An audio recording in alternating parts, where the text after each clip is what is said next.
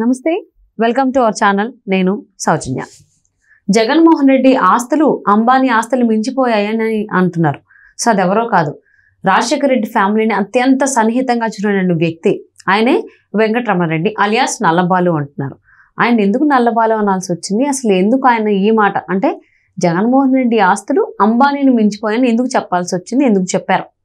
ఈ అంశానికి సంబంధించి మనతో మాట్లాడడానికి, వారి విశ్లేషణని మనతో పంచుకోవడానికి ఈ రోజు మనతో పాటు ఉన్నారు senior journalist, senior political analyst CS Rao garu. వారితో మాట్లాడదాం. నమస్తే రావు గారు. నమస్తే.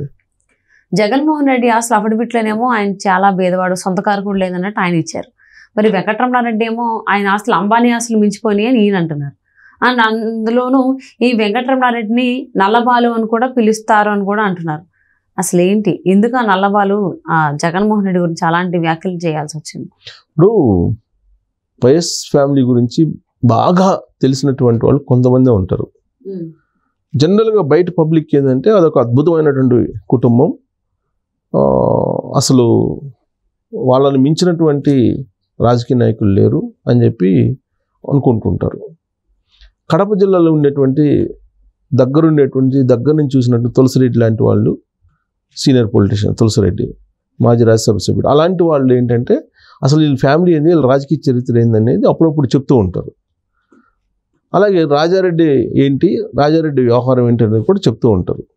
తెలియనటువంటి వాళ్ళకి ఏంటంటే ఇది ఒక పెద్ద ఒక రాజకుటుంబం అన్నట్టుగా ఫీల్ అవుతుంటారు తెలియనటువంటి వాళ్ళు.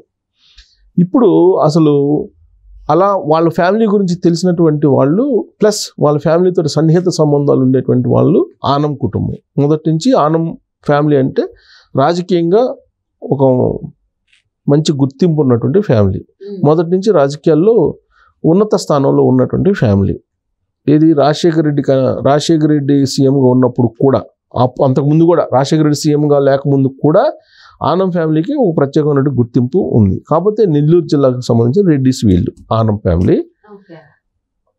కడప జిల్లాకు సంబంధించినటువంటి ఎస్పెషల్లీ పులివెందుల రెడ్డిస్ సంబంధించి అసలు లెక్క కూడా బెటర్. నెల్లూరు జిల్లా రెడ్డి సామాజిక వర్గంలో పెద్ద గ్యాప్ ఏదైనా ఉందంటే కడప రెడ్లకి, అలాగే నెల్లూరు రెడ్లకి.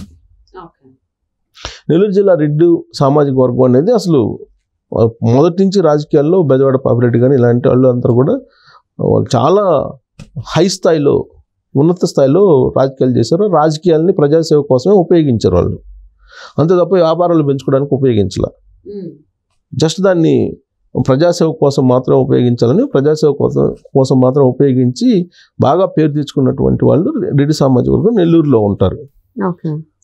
అందుకే వీళ్ళ భావాలకి కడప జిల్లాలో ఎస్పెషల్లీ పులివెందుల జగన్మోహన్ రెడ్డి, రాజశేఖర రెడ్డి ముఖ్యమంత్రి అయిన తర్వాత ఈ రెండు ప్రాంతాలకు సంబంధించిన రెడ్డి సామాజిక వర్గం దగ్గర అయినప్పటికీ భావాలు అయితే దూరంగా ఉంటాయని చెప్పి చాలామంది చెప్తుంటారు వాళ్ళ గురించి తెలిసినటువంటి వాళ్ళు. అయితే ఇప్పుడు రాజశేఖర రెడ్డి ఫ్యామిలీ గురించి బాగా ఎందుకు తెలుసు ఆనం ఫ్యామిలీ కంటే మొదటి నుంచి రాజకీయాల్లో ఉన్నారు కాబట్టి. సో కాబట్టి ఈ ఆనం కుటుంబంలో ఉన్నటువంటి వాళ్ళలో మనం ఆనం రామనారాయణ రెడ్డిని తీసుకోవచ్చు. ఇప్పుడు ఆత్మకూరు నుంచి పోటీ చేస్తున్నారు. వివేకానంద రెడ్డి ఉన్నారు, ఆయన చనిపోయారు, ఆనం వివేకానంద రెడ్డి. తర్వాత ఇప్పుడు ఆనం కుటుంబంలో వెంకటరమణారెడ్డి ఇప్పుడు రాజకీయాల్లో తెలుగుదేశం పార్టీలో ఉన్నారు. ఈ ఆనం వెంకటరమణారెడ్డి అంటే వైఎస్ఆర్ కాంగ్రెస్ పార్టీలో ఉండేటువంటి వాళ్ళకి ఒక రకమైనటువంటి ఆందోళన. కారణం ఏంటంటే ఎప్పటికప్పుడు ఈ రాజశేఖర రెడ్డి ఫ్యామిలీ గురించి బయట పెడుతూ ఉంటారు. రాజశేఖర రెడ్డి గురించి, రాజశేఖర రెడ్డి ఫ్యామిలీ గురించి, జగన్మోహన్ రెడ్డి చదువు గురించి, వీటన్నిటి మీద సవాల్ చేస్తూ ఉంటాడు. జగన్మోహన్ రెడ్డి 10th క్లాస్ ఎక్కడ పాస్ అయ్యాడు చెప్పండి నాకు అని అంటుంటాడు. నాకు ఆధారాలు చెప్పండి నేను చెప్తా అని అంటుంటాడు. మొత్తం పుట్టుపూర్వతలు మొత్తం నేను చెప్తాను జగన్మోహన్ రెడ్డిది, దీంట్లో తప్పు ఉంటే నా పైన ఏ చర్యలు తీసుకోండి అని చెప్పి సవాల్ చేస్తుంటారు ఎప్పటికప్పుడు. అందుకని జగన్మోహన్ రెడ్డిని ఎప్పటికప్పుడు వేటాడుతూ ఉంటాడు ఆయన రాజకీయంగా, ప్లస్ వ్యక్తిగతంగా కూడా ఎప్పటికప్పుడు అబద్ధాలు చెప్తుంటాడు జగన్మోహన్ రెడ్డి. కాబట్టి వాటిని నిజాలు ఏంటో తెలియజెప్పే ప్రయత్నం కూడా ఆయన చేస్తూ ఉంటాడు. అది ఆయన, అందుకే ఆయన ఏ వైఎస్ఆర్ కాంగ్రెస్ పార్టీ కార్యకర్తని కదిలించినా కానీ ఆయనకు ఒక ముద్దు పేరు పెట్టుకున్నారు వైఎస్ఆర్ కాంగ్రెస్ పార్టీ వాళ్ళు, నల్లబాలు అని. ఎందుకంటే ఈయన తొలి రోజుల్లో మొత్తం జగన్మోహన్ రెడ్డి గురించి చెప్తుంటే తట్టుకోలేకపోయింది వైఎస్ఆర్ కాంగ్రెస్ పార్టీ క్యాడర్ తట్టుకోలేక బాడీ షేమింగ్ చేసే ప్రయత్నం చేసింది ఆనం వెంకటరమణారెడ్డిది. అంటే నువ్వు నల్లగా ఉంటావు, మీ ఆ పెళ్ళిళ్ళు చేసుకున్న ఆమె ఎట్టబరాయిస్తుంది, ఇలా ఆయన ప్రైవేట్ లైఫ్లోకి వెళ్ళిపోయారు. తర్వాత ప్రైవేట్ జీవితంలోకి వెళ్ళిపోయి బాడీ షేమింగ్ చేయటం మొదలుపెట్టారు. బాడీ షేమింగ్ చేయటం మొదలుపెట్టి ఆయన నా కలర్ తక్కువగా ఉంటారు కాబట్టి నేను నల్లబోవాలని పెట్టుకున్నారు వైఎస్ఆర్ కాంగ్రెస్ పార్టీ వాళ్ళు. సో అది ఆయనకి నిక్నేమ్, అది వైఎస్ఆర్ కాంగ్రెస్ పార్టీ వాళ్ళు పెట్టుకున్నటువంటి నిక్నేము నల్లబోవాలి. అంటే ఏ స్థాయిలో వైఎస్ఆర్ కాంగ్రెస్ పార్టీకి సంబంధించిన క్యాడర్ కానీ వైఎస్ఆర్ కాంగ్రెస్ పార్టీకి సంబంధించిన లీడర్లు కానీ కలవరపరిచారు అనే దానికి నిదర్శనం. అంత కలవరపరిస్తేనే కదా నల్లబోవాలని పెట్టుకుంది. సో ఇప్పుడు ఆయన తాజాగా కొన్ని నిజాలను బయటపెట్టాడు. ఏం పెట్టారంటే అంబానీని మించిపోయాడు జగన్మోహన్ రెడ్డి ఆస్తుల్లో ఎప్పుడో, కానీ అఫిడవిట్లో ఆయన తప్పు అఫిడవిట్ వేశాడు. అంబానీ రిలయన్స్ గ్రూప్ కానీ అంబానీ కానీ జనరల్గా పబ్లిక్ ఇష్యూ చేస్తుంటాయి, పబ్లిక్ లిమిటెడ్ కంపెనీలు అవి పబ్లిక్ ఇష్యూ చేస్తుంటాయి. అంటే ప్రజల ఈ షేర్లు ఇవన్నీ ఉంటాయి, ప్రజల భాగస్వామ్యం ఉంటుంది ఆ కంపెనీల్లో. కానీ జగన్మోహన్ రెడ్డిది మాత్రం ఒక్క పబ్లిక్ లిమిటెడ్ కూడా లేదు, అన్ని ప్రైవేట్ లిమిటెడే, అంటే వ్యక్తిగతం. ఆయన ఆస్తులు 8,26,000 కోట్ల రూపాయలు ఉంది అని చెప్పి ఆయన చెప్తున్నాడు. ఒక ప్రైవేట్ లిమిటెడ్ కంపెనీ నిర్వహిస్తున్నటువంటి జగన్మోహన్ రెడ్డికి పబ్లిక్ లిమిటెడ్ లేకుండా 8,26,000 కోట్ల రూపాయలు ఎక్కడ వచ్చినాయి అని చెప్పి ఆయన నిలదీస్తూ ఉన్నారు. నిలదీస్తూ అఫిడవిట్కి సంబంధించిన మొత్తం బయట తీశాడు. ఈ అఫిడవిట్లో ఆయన పొందుపరిచింది ఏంటి, పొందుపరచినటువంటి అంశాలు ఏంటి అనేది ఆయన వెంకటరమణారెడ్డి చెప్పడం జరిగింది. ఇది నెల్లూరు.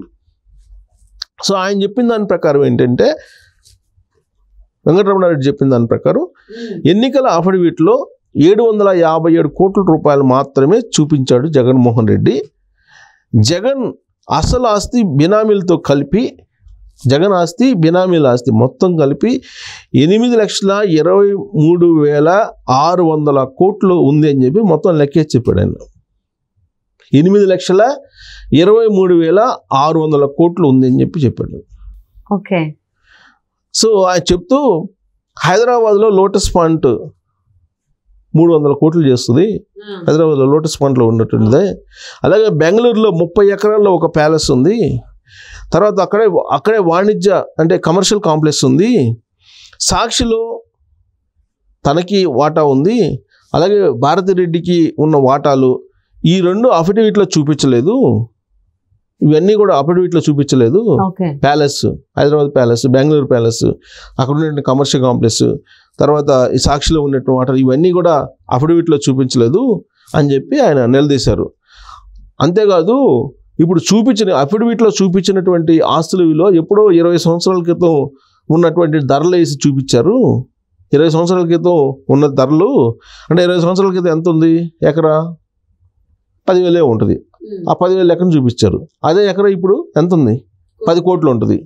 సో అందుకే 20 సంవత్సరాల క్రితం ఉన్నటువంటి వాల్యూని వేసి చూపించారు ఆయన అని చెప్తూ, ఇంకా ఆయన ఏం చెప్పాడు, తండ్రి రాజశేఖర రెడ్డి నుంచి వారసత్వ ఆస్తులే రాలేదని చెప్పాడు. అక్కడ ఇన్ని లక్షల కోట్లు ఎలా సంపాదించాడు, మరి వారసత్వం నుంచి రాలేదని చెప్పి చూపించాడు అఫిడవిట్లో. రాజశేఖర రెడ్డి నుంచి వారసత్వం నుంచి ఒక్క పైసా కూడా నాకు రాలేదని అఫిడవిట్లో చూపించాడు. మరి ఇన్ని లక్షల కోట్ల రూపాయలు ఎక్కడ వచ్చినాయి ఈయనకి అని చెప్పి ఆయన నిలదీశాడు.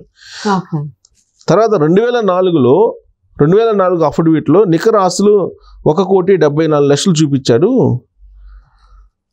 తండ్రి సీఎం అయిన తర్వాత పెద్ద మొత్తంలో ఆస్తులను కూడబెట్టాడు. సో అందుకే జగన్ మీద ఈడీ, సిబిఐ ఇవన్నీ కేసులు 32 కేసులు నమోదు చేసి హవాలా చేశాడు అని చెప్పి నివేదిక ఛార్జ్షీట్లో ఉంది. మనీ లాండరింగ్ చేశాడని కూడా ఉంది అని చెప్తూ మొత్తం 2 లక్షల కోట్ల రూపాయలు సీఎం అయిన తర్వాత సంపాదించాడు. ఈ 5 సంవత్సరాల్లోనే మద్యానికి కానీ అసైన్ భూముల దోపిడీ కానీ 2,05,000 కోట్ల రూపాయలు కమిషన్గా తీసుకున్నాడని చెప్పి చెబుతున్నాడు. ఓన్లీ కమిషనే దోపిడీ 2,05,000 కోట్ల రూపాయలు తీసుకున్నాడని లెక్క కడుతున్నాడు.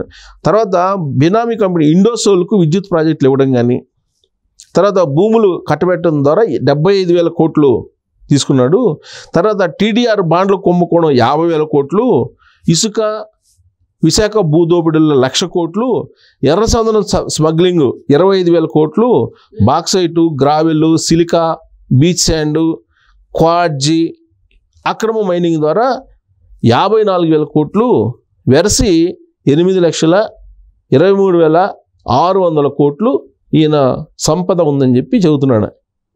సో పైగా ఎన్ని లెక్కలు చెప్పి ఈ 5 సంవత్సరాల్లో 2 లక్షల కోట్ల రూపాయలు దోచేసాడు ఆంధ్రప్రదేశ్లో అని చెప్తూ, ఇంత ఆస్తులు ఉన్నప్పటికీ ఆయన పబ్లిక్ లిమిటెడ్ కంపెనీ ఒక్కడ కూడా లేదు, అన్నీ ప్రైవేట్ లిమిటెడ్ కంపెనీ లేదు. పబ్లిక్ లిమిటెడ్ కంపెనీ అయితే స్టాక్ ఎక్స్చేంజ్కి ఎక్కుతాయి కాబట్టి అది కూడా చేయలేదు అని చెప్పి చెబుతున్నారు.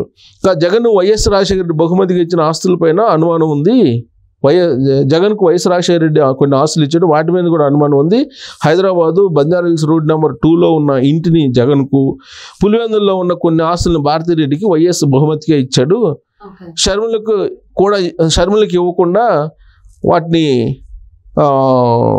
షర్మిలకు ఎందుకు ఇవ్వలేదు అని చెప్పి ప్రశ్నిస్తుంది. దాని మీద వారసత్వంగా వచ్చిన ఆస్తి మీద ఉంది కదా, కాబట్టి దీని మీద దర్యాప్తు జరపాలి అని చెప్పి ఆయన డిమాండ్ చేస్తున్నారు. So almost Jaganmohan Reddy nomination వేసినప్పుడు అఫిడవిట్ ఇచ్చినప్పుడే డౌట్ వచ్చింది ఈయనకి ఎంత తక్కువ ఆస్తులు ఉన్నాయా అని. బట్ ధనికులైనటువంటి ముఖ్యమంత్రిలో ఆయన పేరే ఉంది ఫస్ట్. సో ఆయన ఇలాగ అఫిడవిట్ ఇలా చూపించడం నిజంగా చాలా మందికి డౌట్ వచ్చింది, ఎవ్వరూ నమ్మలేదు. సో ఇప్పుడు ఆయన వెంకటరమణారెడ్డి గారు దానికి ఆజ్యం పోసారనే చెప్పాలి. సో మరి అన్ని ఆస్తులు ఉన్న వ్యక్తి ఎందుకు చూపించుకున్నాడు ఏంటి అనేది అందరికీ తెలిసిందే. చూద్దాం రాబోయే కొన్ని రోజుల్లో ఆస్తులకు సంబంధించి ఇంకెన్ని బయటకు వస్తాయి జగన్మోహన్ రెడ్డి ఆస్తులది. Thank you so much CS Rao గారు.